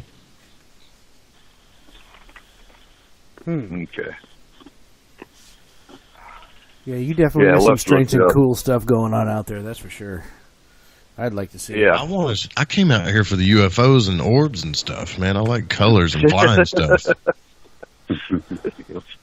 Oh, yeah, you could probably start a YouTube channel just on the stuff going on there now. Oh yeah, they got tons of stuff out here, man. And they got problem is they got everybody and their brother trying to make money off of them. Yeah, of course. And folks, there is no money to be made in the paranormal. That comes in with the paranormal entertainment side, and there is this ain't an entertaining field, as many people think it is. You missed the rants in the beginning of the show, Joe. I've heard you guys rant about the paranormal quite a bit. Oh God, yeah. Yeah. So let's jump off real quick, and we'll get back to it. But let's talk about psychiatric. How do we deal with psychiatric issues in the paranormal? I want to hear your take on this too, Joe. God. You got any ideas? Psychiatric issues? Like if somebody's really got head problems? Is that what you're saying? Right. And they think they're experiencing the paranormal, but in the end, there's nothing there. It's all been psychiatric. But in our field, you can take a horse to water, but you can't make them drink. So you can tell these people and offend them, obviously, that you need to go see a psychiatrist. And, of course, automatically they get all defensive and say, I really did see it. Well, I'm sure you did. But you need to go see a psychiatrist. And then, well, things go downhill for them. Well, you have I think you need to ask them. Ask them, how much do you care about finding out the truth? right? Of course they're going to say yes. If they say no, they're going to look like an idiot. And if they say yes, then you say, well, you need to understand Occam's razor, and you need to take everything from a logistical, scientific point of view and work back the other way, not the other way towards trying to figure it out. You understand what I'm saying? And that way you'll know you get to the truth. If you actually care about the truth, that's what you would do. But should a paranormal team be held liable if something happens to a client because they were psychiatric? Ooh, if it's a... I'm going to leave that one alone. I want to hear your thoughts. Well, I mean, if it's a member of your team and they did something to a client and they're walking around the house wearing your T-shirt, then that team is liable, if you ask me. Now, if the person just has a problem psychiatrically later, the client has a problem psychiatrically later after the team leaves, team didn't do anything, so no. I thought you said if the team member had a problem, not the client. I mean, I don't know. Oh, no. I'm talking about the client. Oh, if the client had a problem, then of course not. How you where are you going to prove that? Court? What you need to do is evaluate your clients before you go in the house. So, there you go. How do you evaluate clients before you go into their house? If it was me, I'd just set up a lie detector test, have them take it. No, I'm just playing. I have no idea. A questionnaire. Questionnaires, right. Good idea. We have one. We have an 8-page or 9-page questionnaire, actually. So, what's your thoughts, Mosley? Well, I'm actually doing a questionnaire for our clients, and one of the questions is anyone taking illegal or prescription medications that would to them possibly seeing paranormal activity. And there's no judgment if they're taking illegal drugs or anything on that part. That way it will give us an idea to if what is going on in the house is actually paranormal or not, along with a lot of many other questions that are being asked on our questionnaire. I think by the time I'm done typing it up and everything, it's going to be like 5 pages long. You know, even the best questionnaire though is not completely foolproof. I mean, for a couple of reasons. I mean, one, some people lie. Two, you know, with a bad enough psychiatric case, they believe whatever it is that's going on, so it's not really going to show up in the questionnaire. You know, the big ticket is that, you know, anytime that you go on an investigation, you have to be cautious and ready when you go there that, you know, as you're going into it, that you're kind of observing the people in their environment to see what's going on. I mean, you got to kind of watch for some things physically to see what's, you know, when you're right there to see what's happening. You know, you may have given them a questionnaire, gotten it back, it looks great. You go out there and that person is nuts. You just have to watch, you know, and you have to be ready to have a get out of there plan, you know. Y'all are starting to scare the hell out of me. Now, let's take this a step further, because I'm also of the belief that psychiatric issues do or are a draw for negative entities. What's your thoughts on that? Okay, my personal thought is that with negative energies, if you have psychiatric problems, it does leave you open to negative energies, yes. That is shown. And same with someone with autism or Down syndrome or anybody that has something special to them. It does leave you open because you're unaware of that negative part. So you are open to getting an attachment on that part. So that I do believe very highly. Well, I think one of the things one of the problems you would have if you're trying to deal with separating what's, you know, purely organically psychiatric, and what is the entity getting inside and scrambling the client's brain in an attempt to keep itself from being evicted from where it's, if you walk in, somebody who formerly, they sounded okay on the phone, and then they filled out the questionnaire, everything was fine. Then you show up and they're back crap crazy. What do you do to rule out interference by the entity itself? Good question. That's a fine line. It's a fine line. And something that can be seen from the astral, which is why our astral team is an asset when it comes to seeing what's there and what's not, quite often. Okay. Well, if the entity has gotten inside the client, is that visible from the astral? It is. It actually There's no is. way for them to hide once, Okay. Well, mediums we help have- with that too, Medium will help with Right. that too. And quite often, though, you have to go in cloaked, so you aren't detected by said entity. And a real quick side note, Len can be to you in an hour, Joe. Yeah, well, I'm going home in the morning, so I'm outie. Okay. Maybe I'll figure something out next time. I don't know, after what all you guys are saying, I don't know. I think I might just stick to the radio. I hear you. So getting back to psychiatric. How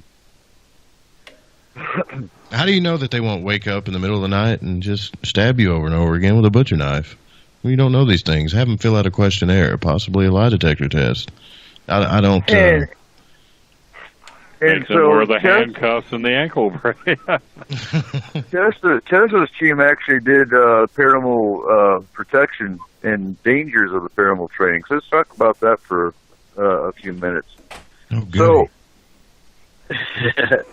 So in our training, though, we actually do cover the dangers of the paranormal, which is oftentimes, I would say, half mundane versus half paranormal. Because on the dangers of the paranormal side with the paranormal, you have the attachment side, you have spirits or entities attacking you, that kind of thing. But when it comes to the mundane, you go to a client's home. In our case, we're an emergency response team. We don't know what we're walking into because we don't always have time to do the questionnaire before we get to their residence because we are responding to an emergency. So, and I brought this up in FMP here, about 2 weeks ago. So what do you think about weapons on a paranormal team?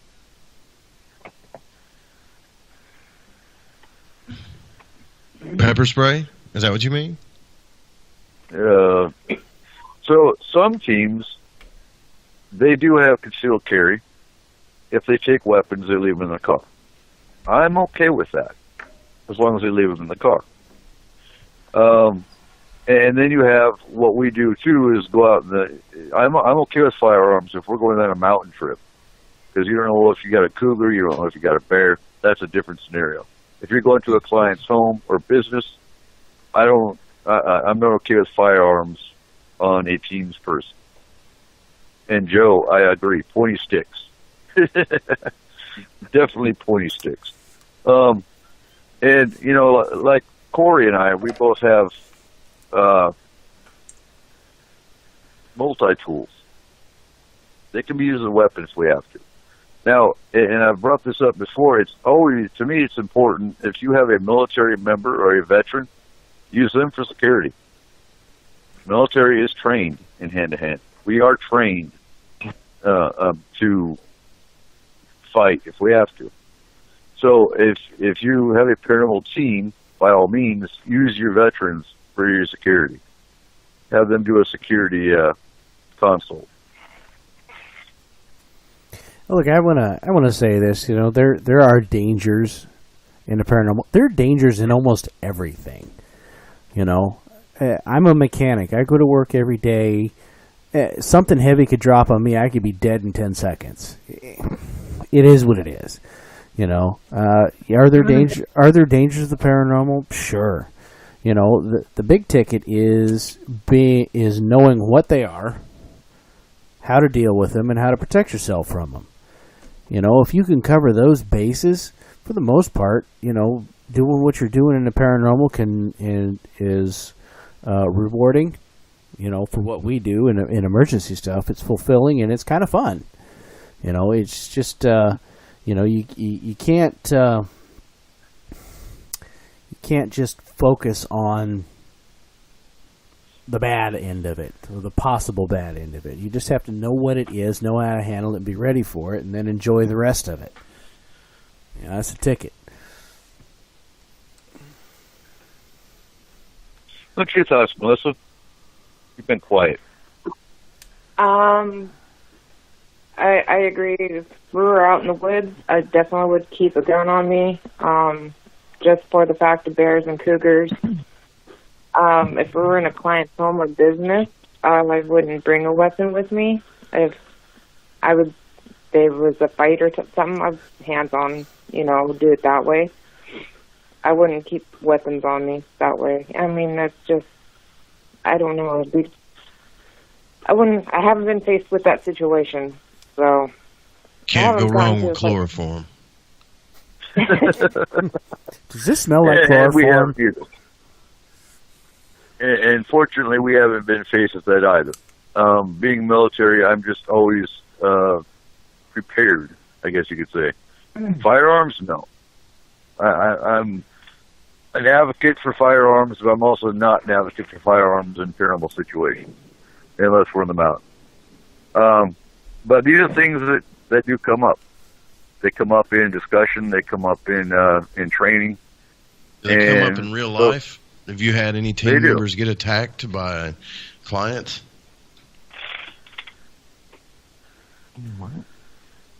Well, that could be.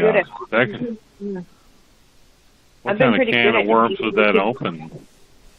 Yeah. Mm-hmm. I mean, you're assaulted by a client. What's the probability of this? Is it happen? Is it actually happening? You know, I'm sure somewhere it has happened, but I've never had it happen to me. Coop, as far as I know, has never had it happen to him. He's been doing this over 20. I mean, there's always the possibility, and the fact that this probably has happened somewheres, but I don't. Like I say, I've never had it happen to me, and I haven't actually seen it. But you know, it's just a possibility. And these are things that won't hit the news. They just don't. And 10 to 1, if you hit 911, the cops aren't going to get there in time. Mm-hmm. They get there in time to draw the chalk line around your body. Right. So what's your thoughts, Brent? You've been quiet. That's because I took the phone from him, Eric. Oh, Chris. Outstanding. So what's your thoughts, Chris? Well, you know, being a client of yours, the questionnaire thing is getting me. When I was in when I was awaiting your arrival in our situation here in the business, if you would have approached me with a questionnaire, I probably would have thought you were crazier than me. I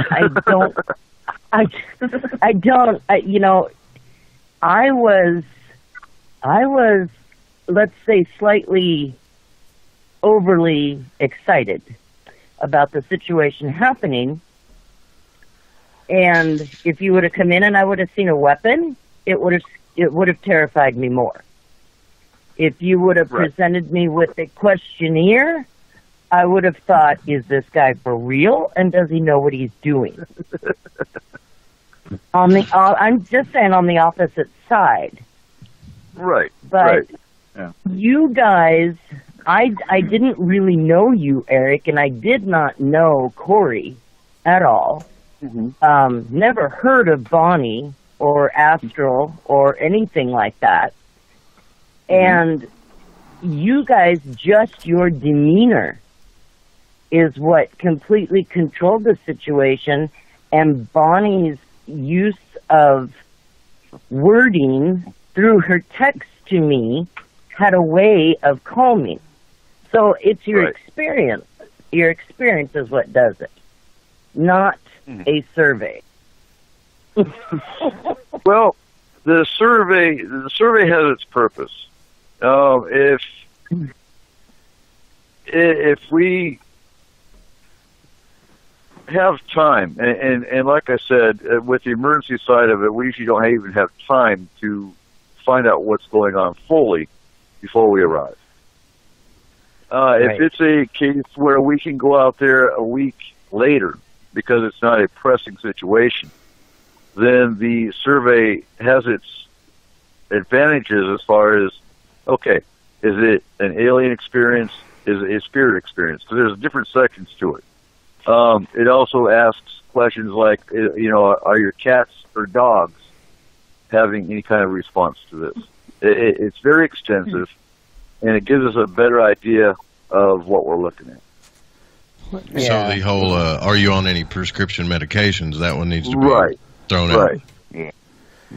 Well, and on top of that, like he said, a lot of times we don't get to give that before we get there because of a lot of emergency situations. But however, we give that afterwards a lot of times once we've got a situation handled, because sometimes that questionnaire will show us a reason why it happened, or if there's other things going on as well.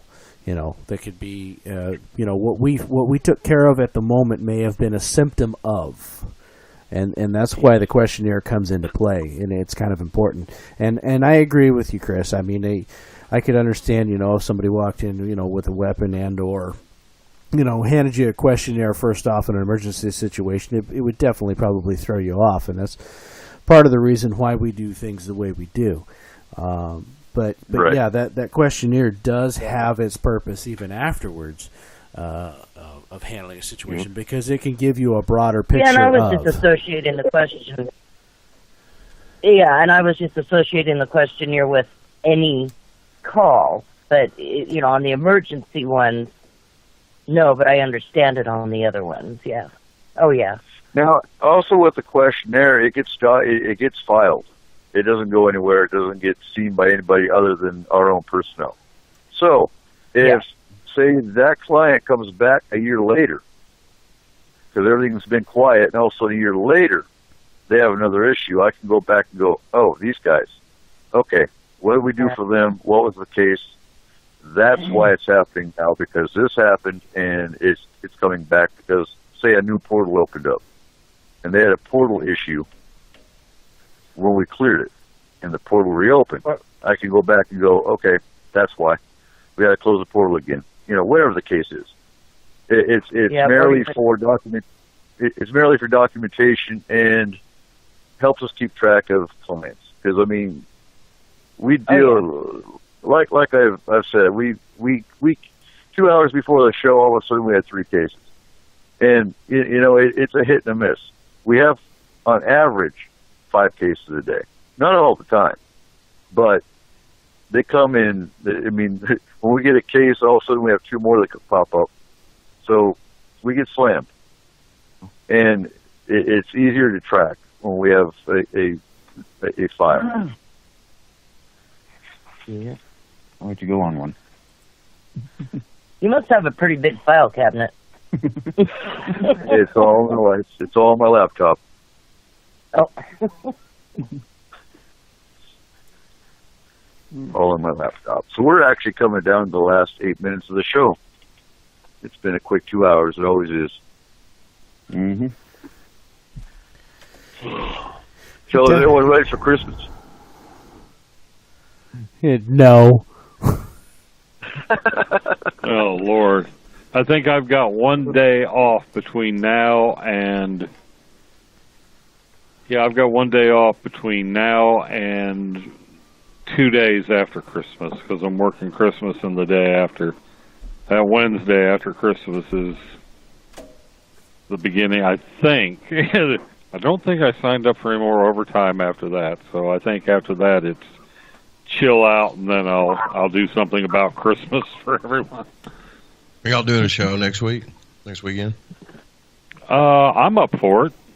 I'll be here.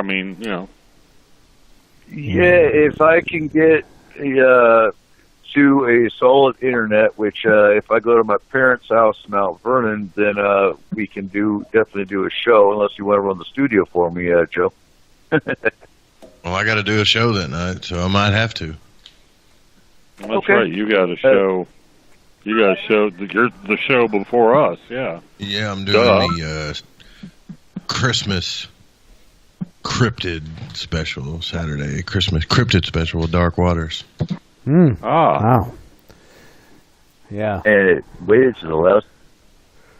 So what we're going to do next week is we're actually going to talk about the symbolism of Yule and the winter solstice. All right, that'll be good. Yeah. Because that was we talked about that last week for tonight's show. Because, my dates were wrong. Yeah. So actually, next week we're talking Yule and winter solstice and what the symbols are.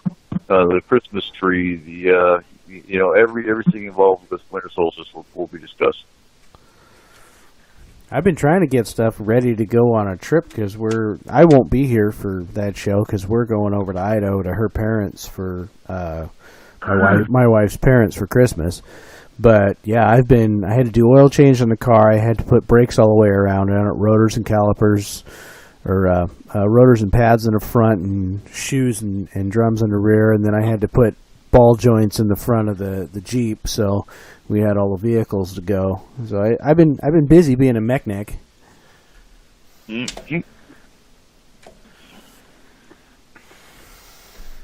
So what about you, Chris and Brent? You guys ready for Christmas? Well, Chris went outside down now again, but for the most part, yeah. Hey, Coop, Snarky of Oz has a question for the round table. I see that. I'm waiting for it to pop up. Oh, okay.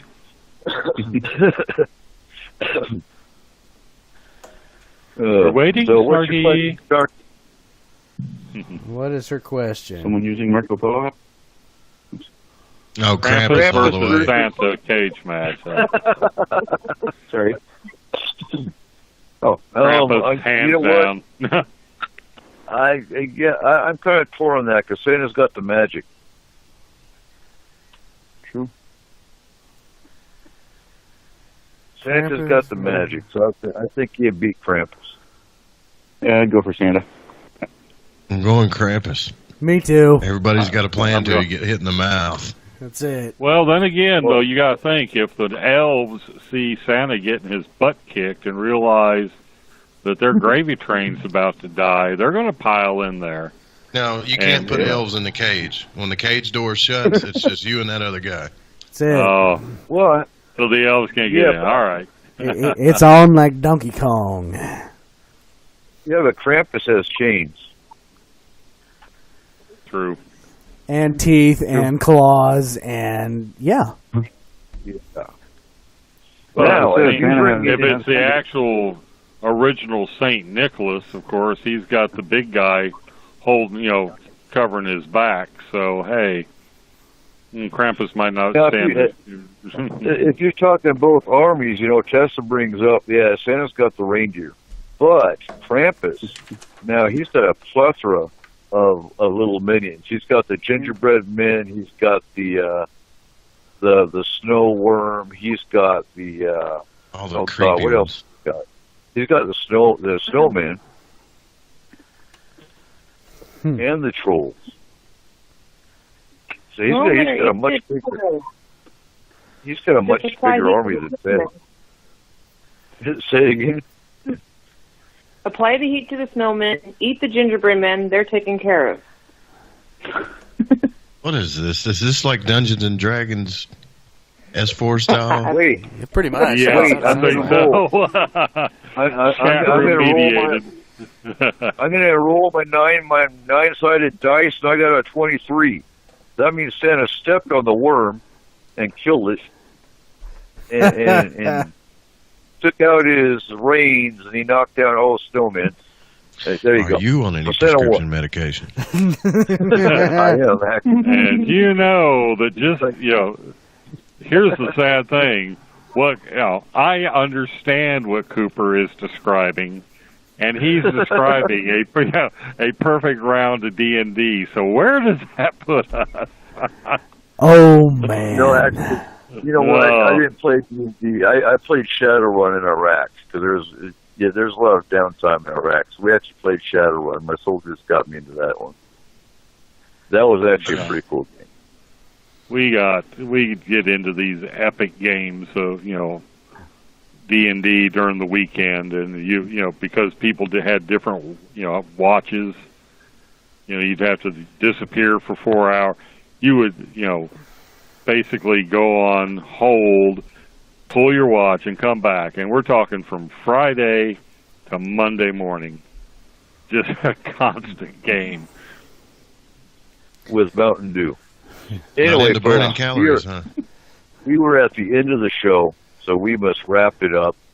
Thank you, everyone, for being on the show. Thank you, S4ians, for listening. And stay tuned next weekend when we talk Yule and Winter Solstice. All Corey, right. go ahead and take us home. We're going to take her home here. Let's see. I would like to thank our panel tonight, Joe Roop from Lighting the Void and Spaced Out Radio Saturdays. Also, Eric Markham, our Forest Moon Paranormal Scientist, Brent Dodge, one of our new FMP members, and Melissa Williams of Wasp Paranormal. Join us next Saturday at midnight Pacific Standard Time as Eric Cooper and his friends are going to talk about the Yule. You can find us on Spreaker.com, SpacedOutRadio.com, and TheFringe.fm. And now, on Wednesdays, from 10 a.m. till noon, on KSVU 90.1 on your FM dial. I would like to thank all of our listeners because without you, there is no S4.